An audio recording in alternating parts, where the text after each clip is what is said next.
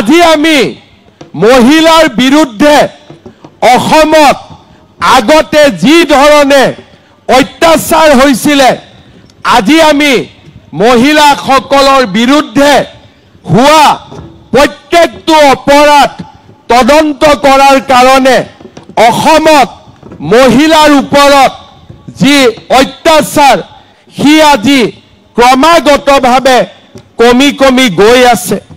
এইবাৰ আমি আৰু এখন নতুন আইন আনিম যে কোনো মতা মানুহে এজনতকৈ বেছি ঘৈণীয়েক ৰাখিব ঘৰত নোৱাৰে, কোনেও যাতে ৰাখিব নোৱাৰে।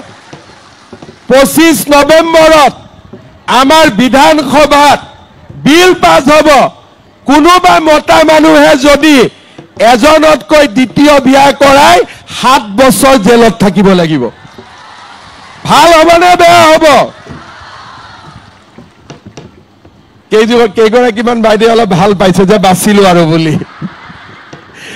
আজি মহিলাসকলৰ বাবে দৰকাৰী আমি সব কাম কৰিছো আৰু 25 নৱেম্বৰতে আমি আৰু এখন আইন আনিম যে আমাৰ যদি কোনোবা ছোৱালীক সৰু বয়সতে কোনোবাই লাভ জেহাদ কৰি পলাই লৈ যায় বাপেকে মাকে সৈতে জেলত থাকিব লাগিব।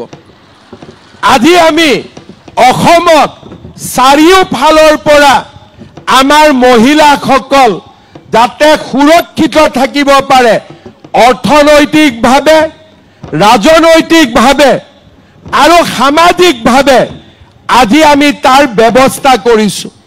চাইল্ড মেৰেজ বন্ধ কৰিছো, কিন্তু দেউতাক মাকৰ কষ্ট হ'ব দিয়া নাই। পঢ়াৰ খৰচ আমি চৰকাৰে দিছো যাতে দেউতাক মাকে ভাবিব নালাগে যে ছোৱালীজনীক মই পঢ়াব নোৱাৰো, ঘৰত বহাই ৰাখিব লাগিব। আমি পঢ়াৰ ব্যৱস্থাও কৰি দিছো। আজি অসমত আগতে কোনো চৰকাৰ নাছিলে